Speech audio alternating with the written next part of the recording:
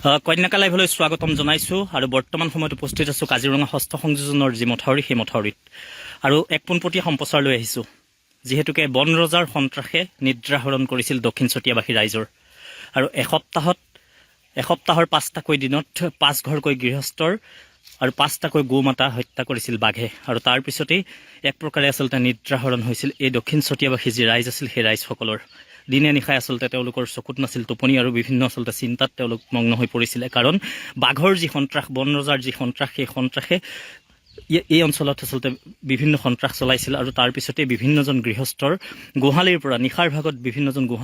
গৃহস্থৰ গোহালিৰ পৰা 5টাকৈ দিনত 5টাকৈ গৌমাতা হত্যা কৰিছিল বাঘে আৰু তাৰ পিছতেই আমিও আচলতে কন্যাকা লাইভে প্ৰতিটো প্ৰতিবেদন আমি পোনপটীয়া সম্প্ৰচাৰ দেখুৱাই আহিছিলোঁ প্ৰতিটো দিনতে আমি সেই পোনপটীয়া সম্প্ৰচাৰ ৰাইজৰ মাজলৈ আগবঢ়াইছিলোঁ আৰু আজিৰ দিনটোৰ এটা ভাল খবৰ বুলি ক'ব লাগিব দক্ষিণ চতিয়াত সন্ত্ৰাস সৃষ্টি কৰা বাঘৰ বাবে বৰ্তমান সময়ত তৎপৰ হৈ পৰিছে বন বিভাগ আৰু দক্ষিণ চতিয়াত যি সন্ত্ৰাস সৃষ্টি কৰিছিল সেই বাঘক আবদ্ধ কৰিবলৈ বৰ্তমান সময়ত তৎপৰ হৈ পৰা দেখিবলৈ পোৱা গৈছে বন বিভাগ আৰু বন বিভাগে যি বাঘ এই যি দক্ষিণ চতিয়াত যি সন্ত্ৰাস সৃষ্টি কৰিছিলে সেই বাঘক আবদ্ধ কৰিবৰ বাবে বৰ্তমান সময়ত ইয়াতে যি পিঞ্জৰা সেই পিঞ্জৰা স্থাপন কৰিব আৰু ইতিমধ্যে যোৱাকালিৰ দিনটোত এই পিঞ্জৰা বিশ্বনাথৰ বন বিভাগৰ তৰফৰ পৰা এই পিঞ্জৰা ইয়ালৈ অনা হৈছে আৰু লগতে যি আচলতে কেমেৰা এই দক্ষিণ চতিয়াৰ বিভিন্ন স্থানত দক্ষিণ চতিয়াৰ যি কাজিৰঙা ষষ্ঠ সংযোজনৰ যি মাথাউৰি সেই মাথাউৰিৰ কাষৰ বিভিন্ন গাঁওসমূহত যি ৱাইল্ড লাইফ ডিভিজন আছে সেই ৱাইল্ড লাইফৰ তৰফৰ পৰা ইয়াত আচলতে আজিৰ দিনটোত কেমেৰা প্ৰস্তুত কৰা হ'ব আৰু যি কেমেৰাত বাঘৰ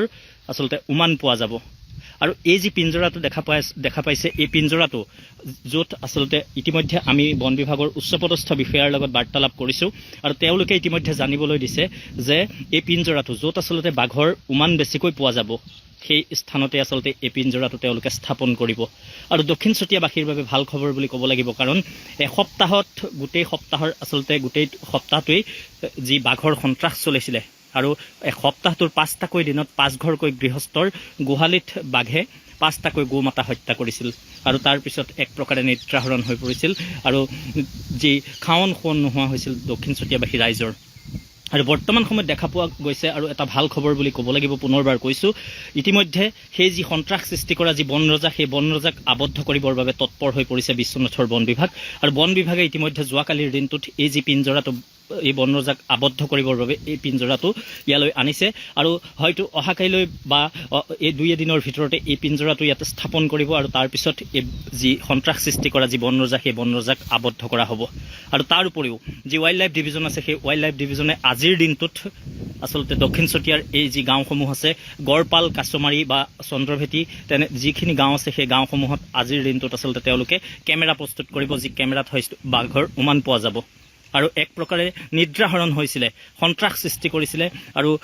প্ৰায় প্ৰতিটো দিনতেই বাঘে সন্ত্ৰাস সৃষ্টি কৰিছিলে আৰু প্ৰতিটো দিনতেই গৃহস্থৰ যি গোহালি সেই গোহালিত আচলতে বাঘে প্ৰৱেশ কৰা দেখিবলৈ পোৱা গৈছিলে আৰু আমাৰ লগত স্থানীয় যুৱক আছে আমি পোনে পোনে কথা পাতিবলৈ চেষ্টা কৰিম কি ক'বা যিহেতুকে দক্ষিণ চতিয়াত আচলতে বাঘে এক প্ৰকাৰ সন্ত্ৰাস সৃষ্টি কৰিছিলে আৰু সপ্তাহটোৰ 5টাকৈ দিনত 5টাকৈ আচলতে গৌমাতা হত্যা কৰিছিল আৰু তাৰপিছত ইতিমধ্যে বন বিভাগ তৎপৰ হৈ পৰিছে আৰু যি বাঘ সেই বাঘক আবদ্ধ কৰিবৰ বাবে বন বিভাগে ইতিমধ্যে পিঞ্জৰা ইয়াতে স্থাপন কৰাৰ ব্যৱস্থা কৰিছে আৰু আজিৰ দিনটোত তেওঁলোকে ইয়াত কেমেৰা প্ৰস্তুত কৰিব হয় কি ক'বা যোৱাকালি ৰাতি বন বিভাগ তথা অসম আমাৰ স্থানীয় বিধায়কৰ তৎপৰতাত যোৱাকালি ৰাতি হয় পিঞ্জৰা ইয়াত আহি আনিলে বন বিভাগৰ যিমানখিনি উচ্চপদস্থ বিষয়াসকল আছে তেওঁলোকে তৎপৰতাত আজি আমি অকণমান শান্তিৰে নিদ্ৰা যাব নেকি বুলি আশা ৰাখিছোঁ হয় আৰু যিহেতুকে 5টাকৈ প্ৰায় এসপ্তাহ যি আচলতে টোপনি নাছিল খাৱন খোৱন নাছিল মানুহৰ হয় যোৱা এসপ্তাহে বুলি ক'ব লাগিব এটাকৈ মাজাৰাতি কাছমাৰী গড়পাল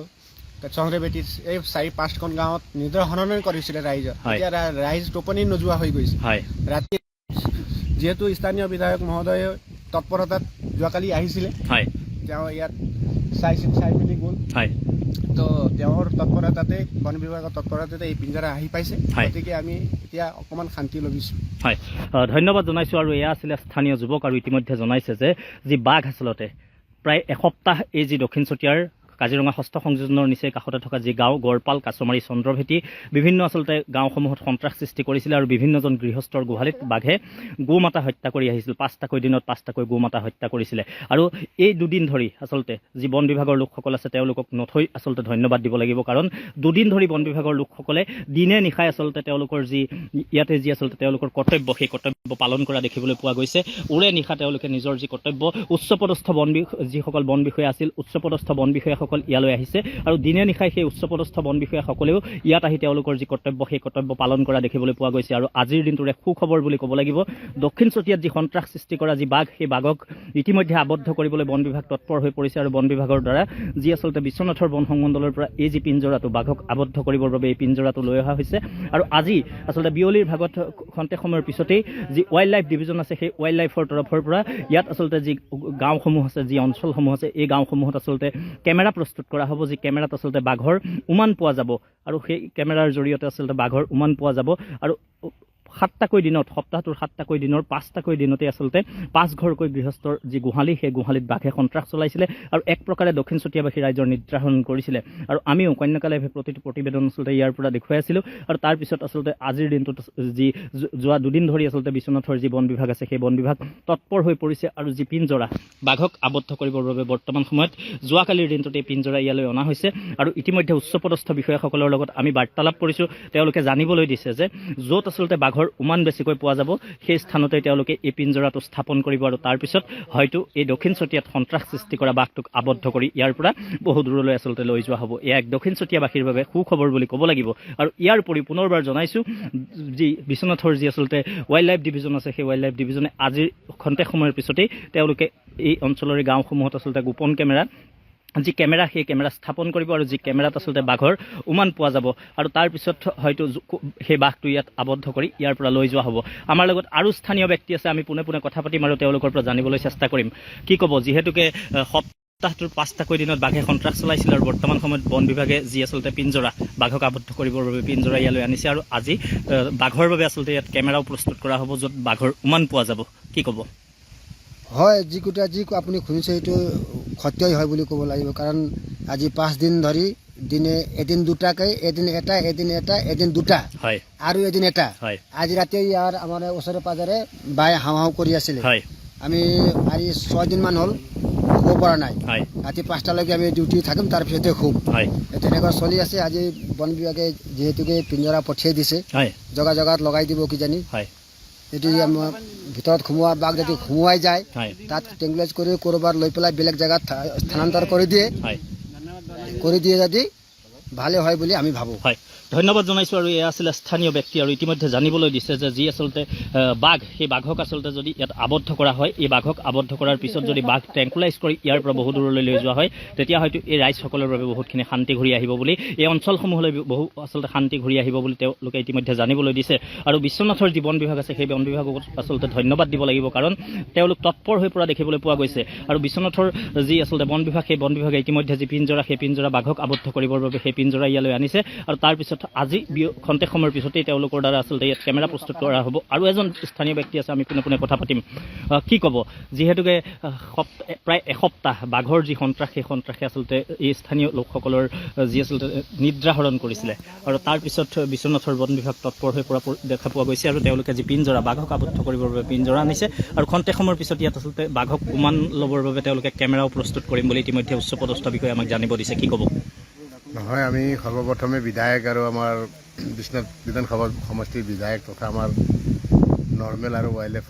ফৰেষ্টক আমি ধন্যবাদ দিব লাগিব কাৰণ যোৱাকালি তেখেতসকলে আলোচনা কৰি পিঞ্জৰা কালিৰ পৰা বহোৱা হ'ব বুলি কৈছে প্ৰতিশ্ৰুতি দিছে যি নহওক ৰাইজে সকাহ পাব লাগিব আৰু যিটো শাস্তি আছিলে সেই শাস্তিৰ পৰা মানে পৰিত্ৰাণ পাব লাগিব আজি যিমানে নকওঁ কিয় যে প্ৰশাসনক বা ডিপাৰ্টমেণ্টক দোষ দি আছে কিন্তু ডিপাৰ্টমেণ্ট ওতপ্ৰোতভাৱে জড়িত লাগি আছে সেইটো বহু সংখ্যক মানুহে নাজানিলেও কিন্তু কম সংখ্যক মানুহে গম পাই আছে যে ডিপাৰ্টমেণ্ট নিদান কৰি আছে সেইখিনি মানে অতি সোনকালে প্ৰতিৰোধ কৰিব বুলি আশাও আছে আৰু আমি বিশ্বাসীও কাৰণ তেখেতসকলে যেনেধৰণে লাগি আছে আমাৰ চাৰ্কল অফিচাৰৰ পৰা চতিয়া থানা অচিৰ পৰা আদি কৰি MLA নিজেই ৰাতি ইয়াত পহৰা হিচাপে প্ৰায় 2 ঘণ্টামান আছে হয় তো গতিকে সকলোকে মই ধন্যবাদ দিছোঁ যাতে আমাৰ এইটো সোনকালে কামখিনি ৰাইজক সকাহ দিব বুলি আশা ৰাখি আৰু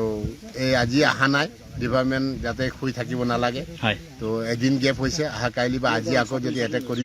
ফৰেষ্টৰ ওপৰত বা প্ৰশাসনৰ ওপৰত আমি এৰি থলে নহ'ব হয় ধন্যবাদ জনাইছোঁ আপোনাক আৰু এয়া আছিলে স্থানীয় ব্যক্তিৰ ভাষ্য আৰু ইতিমধ্যে জানিবলৈ দিছে যে যি আচলতে বন বিভাগ যোৱাকালিৰ দিনটোত আচলতে সপ্তাহটোৰ 7 দিনৰ 5টাকৈ দিনত বাঘে ইয়াত আহি প্ৰৱেশ কৰিছিলে এই অঞ্চলসমূহত কিন্তু যোৱাকালি নিশাৰ ভাগত আচলতে বাঘ অহা নাছিলে বাঘে কোনো কাৰো আচলতে গোহালিত প্ৰৱেশ কৰা নাছিল কিন্তু যোৱাকালি সন্ধিয়াৰ ভাগতো যি বাঘ সেই বাঘক আচলতে ইয়াত বন বিভাগৰ লোকে প্ৰত্যক্ষ কৰিছিলে আৰু সন্ধিয়া প্ৰায় 6:30 মান বজাত ইয়াতে আচলতে বন বিভাগৰ লোকে বাঘক প্ৰত্যক্ষ কৰিছিলে আৰু ইতিমধ্যে স্থানীয় ব্যক্তিসকলে অনুৰোধ জনাইছে যে যাতে এদিন নাহিল বুলি যি বন বিভাগৰ লোকসকল আছে তেওঁলোকে যাতে নিজৰ যি কৰ্তব্য সেই কৰ্তব্য গাফিলতি নকৰে তেওঁলোকে যাতে নিয়মীয়াকৈ সেই যি কৰ্তব্য পালন কৰি যায় কাৰণ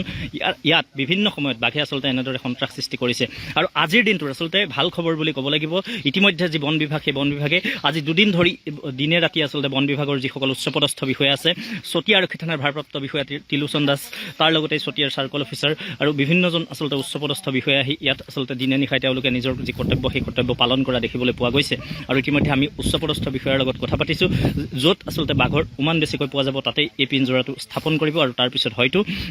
যি বাঘ সেই বাঘক আবদ্ধ কৰি বাঘটোক ইয়াৰ পৰা বহু দূৰলৈ আচলতে লৈ যোৱা হ'ব আৰু ইতিমধ্যে আজিৰ দিনটোত খন্তেক সময়ৰ পিছতেই যি ৱাইল্ড লাইফ ডিভিজন আছে সেই ৱাইল্ড লাইফ ডিভিজনে এই অঞ্চলসমূহত কেমেৰাৰ প্ৰস্তুত কৰাৰ এক ব্যৱস্থা গ্ৰহণ কৰিব যি কেমেৰাত আচলতে বাঘৰ উমান পোৱা যাব আৰু এয়া হৈছে দক্ষিণ চতিয়াবাসীৰ বাবে এক ভাল খবৰ বুলি ক'ব লাগিব কাৰণ 7 দিনকৈ প্ৰায় এসপ্তাহ যি বাঘৰ সন্ত্ৰাস সেই সন্ত্ৰাস হয়তো যদি ইয়াত নোহোৱা হয় তেতিয়াহ'লে দক্ষিণ চতিয়াবাসীৰ ৰাইজৰ মাজলৈ শান্তি ঘূৰি আহিব বুলি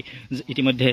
সকলোৱে আচলতে আশা কৰিছে যে যি বাঘ সেই বাঘক যদি সঁচাকৈ ট্ৰেংকুলাইজ কৰি ইয়াত এই পিঞ্জৰাত আবদ্ধ কৰি ট্ৰেংকুলাইজ কৰি ইয়াৰ পৰা লৈ যায় তেতিয়াহ'লে এই দক্ষিণ চতিয়াবাসী ৰাইজৰ মাজলৈ আচলতে শান্তি ঘূৰি অহাটো নিশ্চিত